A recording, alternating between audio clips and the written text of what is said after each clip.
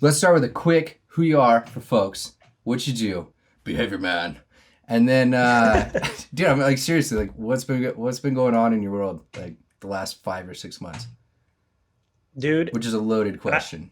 yeah, I mean that it's almost like a lot's been going on, but not a lot's been going on because COVID. And it's funny, like when somebody asks you about it, you like want to complain, but like it's affecting everybody. So Yeah, you can't even be like, COVID sucks, my world is like ended, but like that's life for everybody. So I mean, I guess you just kind of got to be fortunate with like the things you do have. Like I'm still working, so that's good. Even though like hours are greatly reduced. I mean, mm-hmm. there are a lot of people who are out of work right now, so happy with that. Oh yeah, I introduced myself, Diah, Askari, run a Behavior Man Facebook page, Instagram at the Real Behavior Man, where I do a lot of dissemination. Haven't been really active. Maybe that's something we can get into as well. Haven't been active recently. Yeah, Trying to take a break away from all that because I felt like it's kind of like since COVID happened, it's almost like I was on social media a lot more. mm-hmm. And then, as you know, a lot of things were happening like politically with social media and a lot of different movements. And it became really, really stressful and aversive. So I've been trying to like avoid it Yeah. as much as possible. So I haven't really been posting a lot. So that's Yeah, where I I'm at kind of right went now. through this like phase of like Calaba was canceled. I had a couple weeks of extra time because I was supposed to be working on a bunch of videos, like slated in my schedule for that was canceled.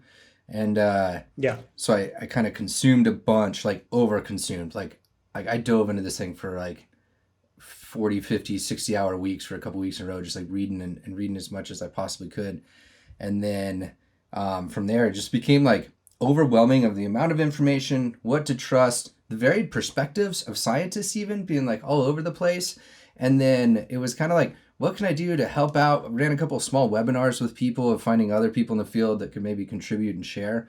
But it was just all so much, so quick, so overwhelming that it was just like, there was at one point I was just like, I need like 3 or 4 weeks off of this. I did the bare minimum I felt like to keep informed of like my state level, kind of what's going Yeah. on. And that was just like, 20 or 30 minutes here or there a week. Yeah. Because it's been nuts, man. Yeah, it has been. And even when we were like with just COVID specifically, when we went on the side community, and I remember when we were talking about like how it was growing exponentially, Mm-hmm. the numbers then, like I'm in Florida, we're like ground zero on the planet right now. Yeah. The numbers then, as scary as they were, it was nothing compared to where we are at. I mean, recently we are starting to see some deceleration in the data, but it was getting to that point, and that's what we were talking about before. It's the acceleration that's scary. It's not necessarily the numbers. It's how fast is this thing accelerating. And yeah, it really blew up there for a minute, and it got pretty scary down here. Yeah. But yeah, it's just so there's consumed with that whole COVID thing, and then as you know, the whole Black Lives Matter movement. There was a lot to digest with that, and just like you really started to see how divided our country is on things in a lot of different senses, especially like with something, okay, starting with COVID, for instance, like that's something you would think, okay, there's no way, like this is political, like Yeah. this Yeah. affects everybody, like, and we should all be on the same like side on this. It's like, let's beat COVID, let's beat COVID. And at first we had some of that, and then that fell apart somehow. I don't understand how. Yeah. And then the whole Black Lives Matter thing. And there's a lot to unpack with that. I mean, but you just start to, like, I remember seeing so many people from high school, and I'm like, wow, the school I went to was so racist, apparently. Gosh. And it's like, yeah, it's difficult to deal with those types of interactions online. Yeah. So Yeah. it became overwhelming. And then there are times too, like when you try to support, and that's difficult to do too, because you try to do it the best way you know how, and Yeah. sometimes it's not always the most informed or correct way to do it, and that can become frustrating and disheartening in its own way. And then with all that going on, like the ABA stuff, like almost, I mean, besides just like my day practice, what I do, the whole ABA side of it, like I didn't even want to start posting that would detract from these other things that I thought were important, and just the whole stress that everything involving everything. So Mm-hmm. like I've kind of just stepped back. There was a time period where I was just like, I opened social media by habit, and then I would just close it. Yeah. Now Yeah. I'm starting to finally like just engage a little bit here and there, but nothing on behavior man scale. But Your wife works like in the hospital, and I remember seeing some yeah, posts there. Is there yeah, anything you can share from that perspective of your significant yep, other? yeah. So what was, I mean, especially in the very beginning when a lot of this, there was so much unknown with everything involving COVID. It was just scary knowing she was going to the hospital. Because that's, I mean, it's the hospital. It's where the sickest of the Mm-hmm. sick go. And at the time, as a country, we were, and even it's not even just the country. Like hospitals are like private industry, and they were not prepared for this. Like my wife, they did not have the medical supplies necessary to protect themselves. And at the time, it's like all we were getting was N95. Is that's the mask you really need, and they were pretty much sold out everywhere. I remember Um, seeing a photo of hers hanging in the backyard. Yeah. Yeah. So what she has to do, these masks are intended to be single use, like maybe one day use, and then you discard them when you go home. She had to take them home, and she was hanging them on a chair in the sun because that's supposed to disinfect them. So it's a possible like she had COVID on these masks. She brought them into her house and she's hanging them outside because she has to use them again, Mm-hmm. like because there wasn't another option.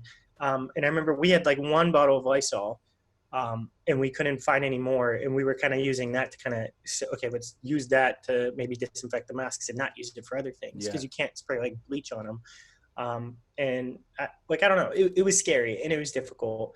And then eventually, like more N95 masks became available, but they're still really expensive. And I don't even understand. It's almost like price gouging, like what was occurring. She bought like a pack of 10. It's like $120, and I'm like, that's incredible, like that she has to go out of her way to protect herself and spend something there's probably like normally $1 pre-COVID Yeah. on these masks, disposable masks, and she's paying like a premium for them when it shouldn't be something that she should have to worry about, because she does see COVID patients. Like she should feel safe and protected in her workplace. So is that eased at all, or is that still just like a pressure um in the household? it's only easing. It's scary still because the numbers really went up and they're a lot higher even than when you probably saw that picture. So Mm-hmm. it's scarier in that sense, but it's easing more in the sense that we know that like wearing proper protection and 95s and stuff is pretty effective at preventing the spread. Even though a high number of people in the like nurses and doctors are getting sick, it's more understandable, like probably where and when they're contracting it and if they were careful enough Yeah. and so forth and so on. And I think there's just almost like this level of like, I want to say like habituation to like the concern. Like we're almost getting used to it. And there are times where you're kind of like, just like, F it. I need to do something. Yeah. I'm going to go crazy if I stay home, or just worrying so much is more stressful than actually getting it. Yeah. And then you get a reminder, like, her dad and his whole family got COVID, and then it's like, wow. And then we heard their experience, and then like someone has it, and then you get scared again. Mm-hmm. So it's like, wow, this is something that's actually scary, and we can't allow ourselves to just become complacent, or else this will be something that is extremely like prohibitive forever. Yeah. When it is something that could be more manageable if we all just kind of like came together and tackled this thing, got it over with, and I think it would make all our lives a little better, especially people who are working with at-risk populations. The parallels with some of the stuff that we know in behavioral science, of like the delayed discounting and direct acting contingencies and stuff, man, it's insane. Yeah. I remember when it all first started, there was a few people sharing some videos of like, here's how we properly wash our hands and things like that, and it was probably a week or two after a lot of the media had picked up, and it was this realization of like, not to discredit the work of people trying to put stuff out there, but like, even in our sense of knowing the science of a lot of ways that we could help people when it comes to engaging in certain safety practices or whatnot, like we weren't even ready to go on like sharing those sort of things. Like behavior analysis didn't even have the infrastructure whatsoever for something of this scale. So for sure. what has been delivering services like? I'm completely outside of that world, so Yeah. So at first there was this switch where it was like all moved to telehealth, even in direct therapy. I mean, for the most part, there may have been some cases that weren't. And then you would start to see that some children just their needs weren't being met via one-to-one, on social, or not social media, on through telehealth. That one, Facebook wasn't cutting it very big there. So there started to be more in-person direct therapy again, with a lot of protections or a lot of precautions being put in place. Like, you want your therapist and the adults in the house to be wearing masks. And then you also gear treatment goals towards helping a child engage in preventative behavior, like wearing masks, tolerating masks, washing hands, behaviors of that nature. But still, like, personally, I still do, I would say 90% of my work through telehealth. It's not as good because you can't like model things for your RBT. Mm-hmm. And obviously you're not there, so you miss things. And there are some technical issues, but overall it doesn't discount from the therapy, I would say, too much, having supervision being held via telehealth. So I've been fortunate for that. And people always ask me, oh, is that awesome? Do you love doing telehealth? And there are pros and cons to it. The main pro I always say is, like, my day now has more time in it because I'm not driving. So it eliminates an hour to hour and a half on the road. So I just have an extra hour and a half of my day, which is great. But being in front of a computer all day is not the easiest thing in the world. Yeah. And you're probably pretty used to that. So. Yeah, no, that's how the editing process goes. Yeah, it's insane. You just like, yeah, I've been delivered in that sort of way, but I spend 8 or 10 hours in front of a computer on a work day typically, and it builds up to the point where you're like, I gotta get out. Like, I gotta mix it up. I was realizing that, I mean, I knew that this was important to me, but I've realized even more the importance of it, of my schedule allowing for some travel here and there, some projects in different places, like that mixed up and allowed for some time off of like this sort of setting at a computer, which made it basically more valuable when I came back. So like when I would sit down and edit, I was like, all right, edit time, I'd enjoy it, and I wouldn't have too much of it, to the point that when I'd take off, I'd have something new, novel, you know, and then I'd come back and I'd be ready for it again. It was like, I want to say the 5th or 6th week of just like, I guess this is like what I'm doing, where I was just like, I'm going to go insane. And like, if I was doing that with clients, I could see where it turned into this like vortex of not being able to remember like what you did last, where you were, like, because you know what I mean? Like, there's just so much similarities in the context. So yeah, no, it can be difficult. And there are times where it's more frustrating because if you're dealing with a behavior, like a difficult behavior, you're not there to like step in and model. Or if you're even just working with a mom or a client one-to-one through a telehealth setting, like redirecting can be difficult. Mm-hmm. And eventually the child learns, like, I can just close this computer and walk away. But hopefully you've already built that stimulus control. No, but like, I feel like I have established that control, or that stimulus control, or structural control, that rapport, pairing with children, where they enjoy even the interaction via telehealth, where at first I was a little nervous, like they are just gonna peace out, you know, but no, they enjoy that interaction. So it's been successful. I'm fortunate to be able to have this opportunity when the world is shut down. I'm working probably around 60% of what I would normally, maybe sometimes even less, because I feel like in Florida, everyone's getting COVID sometime or another. So you have to like cancel therapy for 2 weeks for this client or whatever. And it's really difficult. Yeah. And then some families just like, they're too afraid to do one-on-one, and telehealth really isn't a fit. So they're on pause too. Yeah. And it's completely understandable. And even a therapist, if a therapist is like, I don't want to work, like, what do you do? You know, I would never force somebody, hey, you have to. You try to accommodate and find somebody who is willing to make that risk. So it's a difficult world we're living in. I feel like we are adapting, just like everyone across the globe and in different areas. We're learning to live with it. And, you know, it's that new normal, I guess, that they keep saying. And I guess it's something we just have to get used to. Unless a vaccine comes out soon, which I'm rooting for. Yeah. So is there any personal aspects of this that you want to share, I guess? Like, have you been cooped up in the house? So I was talking with Leah, and she's diagnosed with lupus, outwardly puts that out there. And so she's like, yo, I've been locked up for 5 months. Like, she went to Target for the first time the other day. How's it personally, I guess, been for you? So I think I've been dealing with a lot of stress and like even anxiety and stuff, and it's all compounded, like everything at once. And I feel like they're all interrelated variables. But like for me, I'm a super social person. So is my wife. We go out like once a week at least, those Miami like out clubs, dancing or whatever. That's what we do. Like, and that's just like part of our process, and we're social people who like talking and It's part interacting of in the large culture. groups, and Yeah. like, so, yeah, we love that. And at first it was like it wasn't that hard because we were so scared and COVID and Yeah. we're in this together and everybody's doing it. And then you start to see more and more people going out anyway. And you're like, what? This isn't fair. Like it sucks. And then the numbers keep going up and it becomes frustrating. And like, yeah, I get cabin fever, man. Like it's hard for me to stay inside for too long. So I really feel for Leah out there. Like, I mean, at least in Florida, we do have beaches, which, I mean, there's risk in everything you do, but you have to take some risk because mental health is important too. Yeah. Like this weekend, we went to the beach when the weather's permitting. We try to go to the beach. I'm fortunate to live in a nice neighborhood where I can walk around. But this time of year, we get a lot of rain, so there's pros and cons there. Yeah. I mean, so you have to find things that uh, keep you busy or that interest you, but it has not been easy. Like Yeah. I The see those the memes of like compounding. Go ahead. like there's introverts out there who like love this or whatever. And I'm like, Yeah. I'm so jealous. Like it's the opposite for me.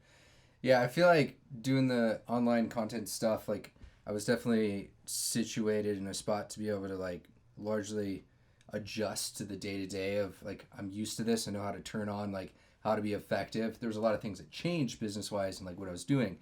But the one thing I noticed pretty quickly was like I said, that 4 to 6 week mark, it was like there's not enough variability here, and like it's starting to impact. Like days were blurring together insanely, and there was some like extra free time that shaped up where I was doing things like playing video games and stuff. But it was the point where it was like the days blurred, and you're like, I don't remember like when I last did like a jog or a run. You know what I mean? Like it's something like that. So Yeah. for me, it's been this I guess period of in Nevada, especially where I live right now, fortunate to be able to have a trail that I can take off and go run on. So I've been like Yeah. exploring my neighborhood a lot more than I'm used to. Even on walks sometimes it's like 7:30 and the sun's like starting to set and I'm like, I didn't go outside today, and I just like walk out and just like walk and just like get some time away from things. Yeah. Um, so And it's that's been something crazy. you love to do, right? Like you love running and nature and all that Yeah, I stuff. love the outcome of it, I guess. Like after the first 20 minutes of everything burning, like then you're in a good, space and you can Yeah. think about things and whatnot. So there's always like lacing up's always the hardest part, but yeah, I guess for me, I guess I feel super lucky and equipped in many ways with like the tools to be able to avoid a lot of mental health struggles, and I'm really worried uh, globally, like and like culturally at that level of what this is going to Yeah. do to impact everything. And I think we're just going to start seeing some of the stats, but those are going to be pretty crazy as to how many people were affected through the mental and behavioral health as a result Yeah. of this. From people that immediately had to stop services, like you talked about, to Hmm. folks that are in a spot where just the day to day grind of some computer work starting to eat at you. Because I think that shit's a lot more real than people realize.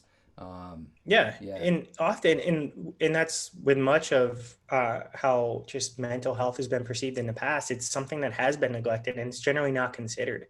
Like, yeah, the COVID is a big threat, and it's something that needs to be taken seriously. But so is mental health, and yeah, there's not enough information, or not, or information or resources for people to cope with these changes and like sudden life changes.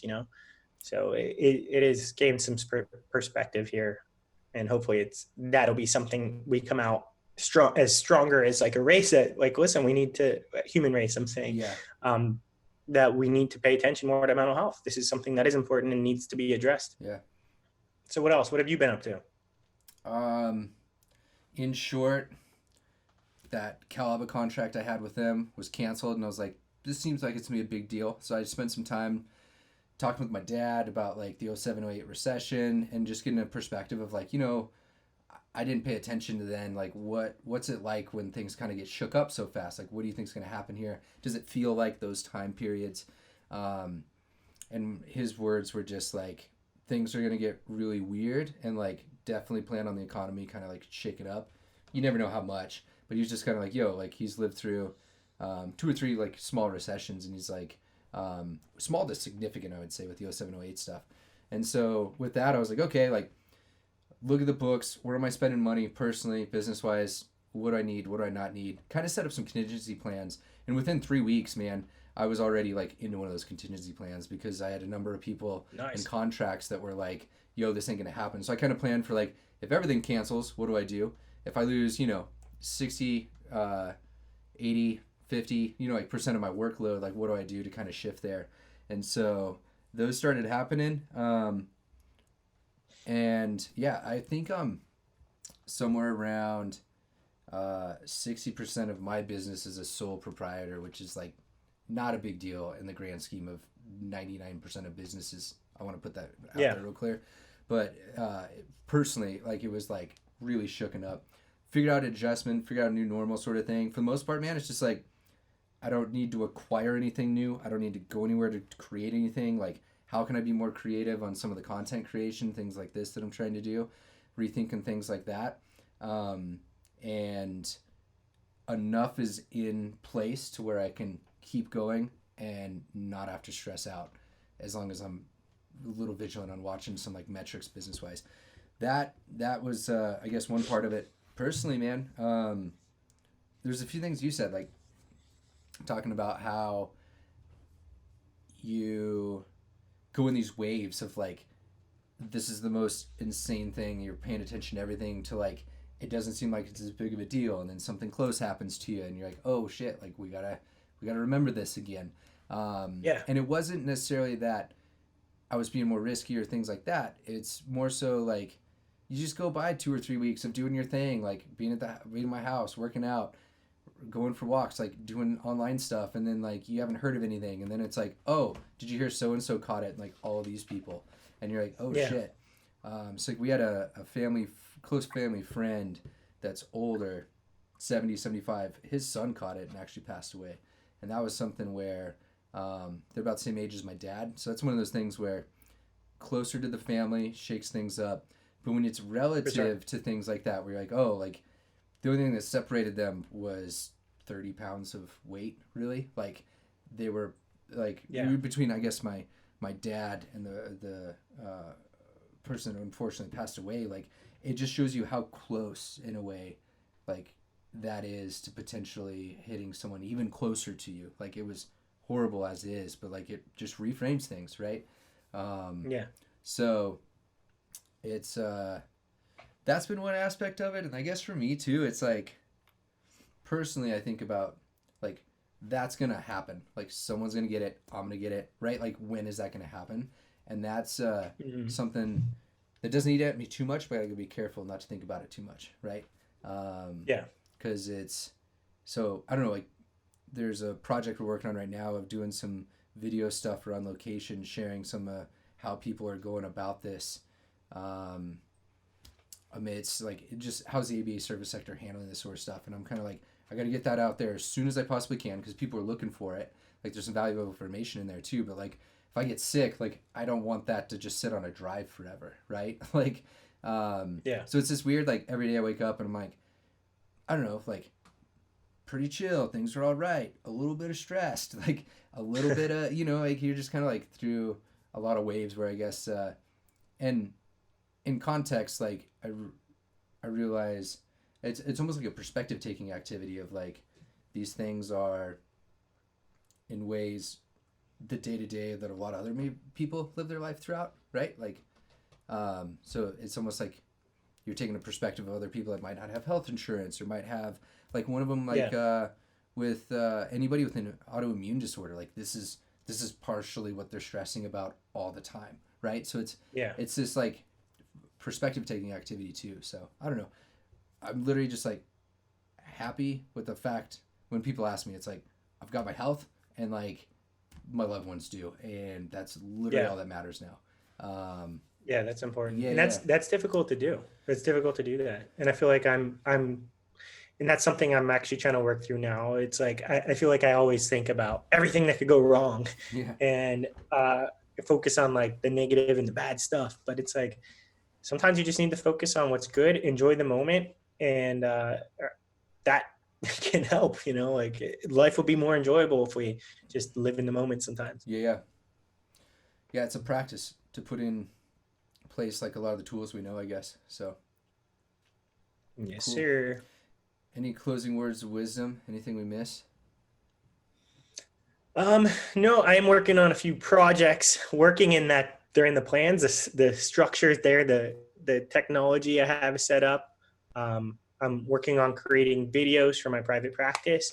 Nice. Mighty Hero is a pediatric therapy. Probably going to do a YouTube channel. They're mostly going to be for like, I want them to be mostly for my staff, like training, but they're going to be open so no one can see it. And then have another secret one I was supposed to do with Shane Spiker. Nice. Unfortunately, life wasn't working for him at the time, so he had to back out. But I Yeah. found an excellent replacement, Dr. Ryan Sane. Still can't tell you what we're doing yet, though. Oh, okay. It's exciting though. Can't announce Cool. it publicly though. I think did I tell you? No, I you think I tell told me you. after we're done here. Yeah, that's okay. Tell me behind the Okay. scenes when it's real. We'll link it. We'll share it out. Yeah, Yeah, I get that. yeah. That's cool, So man. as soon as I get back in the swing and I feel like I'm mentally ready to get back into the social media world, I'm gonna move forward with these projects. Cool. But have some things to work on myself first, Yeah. and then yeah, just look forward to those within the next few months. They should start to be happening. Cool. Sweet, man. All right.